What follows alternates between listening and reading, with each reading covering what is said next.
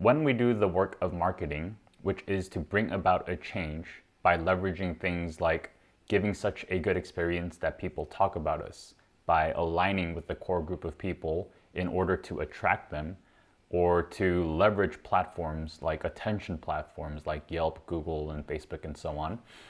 When we do this work, it will benefit us to treat different people differently. And so what I mean by that is that the traditional approach is to see everyone the same and just shout at them to get our message out there and to hope that it connects with a couple of people. But today, this approach is too costly, not just because the actual costs are going up when it comes to advertising and so on. So trying to reach all these different people, some of who wouldn't be interested at all, is getting costly, but the costs in terms of our reputation. I think our reputation and the trust we build with people is one of the most valuable assets that we have.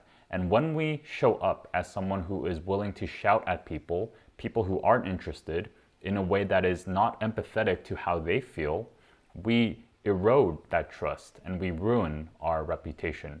So the costs are not just monetary, it's actually bigger than that. And so by taking the approach of treating people differently, what we have to do is start with empathy to understand who is actually looking for help, who wants to be helped. Because you can have something that is good for someone, but if you approach them and just try to shove it down their mouth, then it's